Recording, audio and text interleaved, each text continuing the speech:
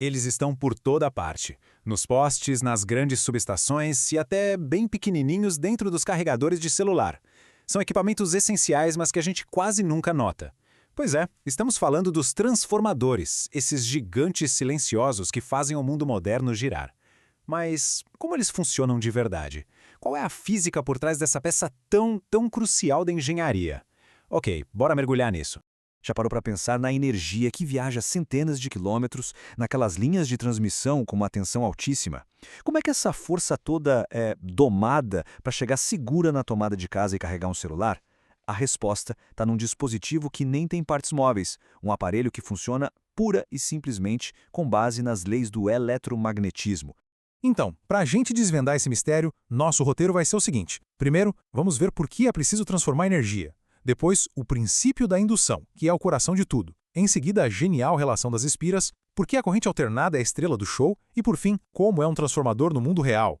Vamos começar pelo começo. Afinal, para que serve um transformador? A resposta toda se resume à eficiência na longa jornada que a eletricidade faz desde lá da usina até a tomada na parede de casa. A definição técnica já nos dá umas pistas bem importantes. Olha só, é um equipamento estático. Isso quer dizer que não tem nada se mexendo lá dentro, nenhuma peça girando. E o pulo do gato está aqui. Ele usa a indução eletromagnética para transformar um sistema de tensão e corrente em outro, sem mudar a frequência. É uma conversão super elegante, sabe? E muito, mas muito eficiente. Certo. Agora a gente chega no coração da coisa, o princípio da indução. É aqui que a mágica, entre aspas, acontece. É uma dança invisível mais poderosa entre a eletricidade e o magnetismo. O processo todo rola em 3 passos. Primeiro, uma corrente elétrica que fica variando o tempo todo entra na primeira bobina, um enrolamento primário. Passo 2, essa corrente cria um campo magnético que também fica variando, pulsando ali dentro do núcleo de ferro. E finalmente o passo 3, esse fluxo magnético em constante mudança passa pela segunda bobina e, como que por mágica, induz, ou seja, cria uma nova tensão do outro lado. E olha, isso não é uma simplificação não. A literatura técnica é bem clara. Como diz esse guia, o fenômeno todo se baseia nesse princípio fundamental, a indução eletromagnética mútua que acontece entre as duas bobinas. Agora, os protagonistas dessa história são 2. Primeiro, o núcleo. Pensa nele como uma super autoestrada, um caminho VIP que guia todo esse fluxo magnético de uma bobina para outra sem deixar quase nada se perder. E depois, os enrolamentos, as bobinas de fio. Eles são o palco principal. É ali que a conversão de energia acontece de verdade. Tá, mas espera aí. Se o princípio é o mesmo, como é que o transformador consegue tanto aumentar quanto diminuir a tensão? Bom, o segredo, o botão de controle dele, está na proporção do número de voltas de fio em cada bobina. E o mais legal é que a matemática por trás disso é surpreendentemente simples. A relação entre a tensão que entra e a que sai é praticamente a mesma que a relação do número de voltas de fio em cada lado. E o detalhe fascinante é que a corrente se comporta de forma inversa. Onde a tensão sobe, a corrente desce. É essa proporção que manda em tudo.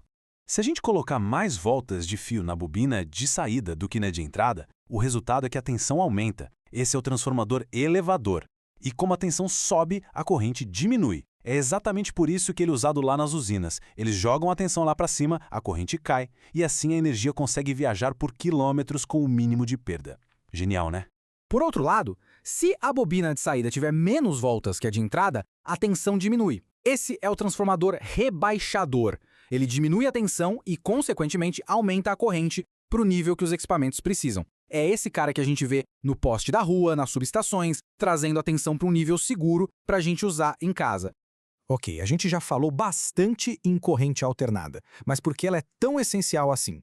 A chave para fazer a indução acontecer é e sempre vai ser a variação. Vamos fazer um experimento mental rapidinho. E se a gente pegasse um transformador e ligasse numa bateria de carro, que fornece corrente contínua? O que aconteceria? A resposta para isso explica por que o sistema elétrico do mundo todo funciona do jeito que funciona. A diferença é toda essa aqui. A corrente alternada, como o nome já diz, ela fica alternando, mudando de direção o tempo todo. Isso cria um campo magnético que também varia, que pulsa.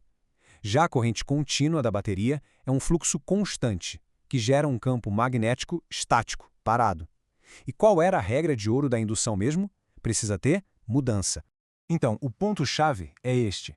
Sem a variação do fluxo magnético, sem essa pulsação, não acontece nada na segunda bobina. Zero indução. Um campo magnético estático, por mais forte que seja, simplesmente não consegue criar uma nova tensão. É por isso que todo o nosso sistema de transmissão de energia é construído em cima da corrente alternada. Muito bem, vimos a teoria, né? Agora vamos sair um pouco dela e ver como esses componentes todos se parecem na vida real, na máquina que energiza o nosso dia a dia.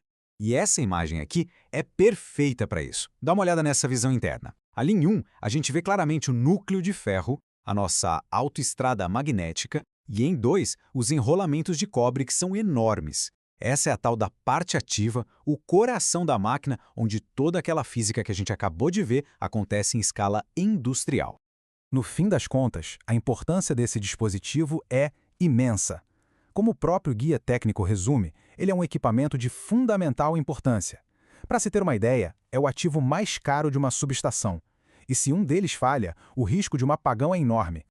Entender o conceito do transformador é, de verdade, entender um dos pilares da engenharia elétrica. A pergunta que fica agora é, já que essa porta se abriu, onde mais será que esse poderoso princípio da indução eletromagnética está em ação, moldando a tecnologia que a gente usa todo dia? A resposta?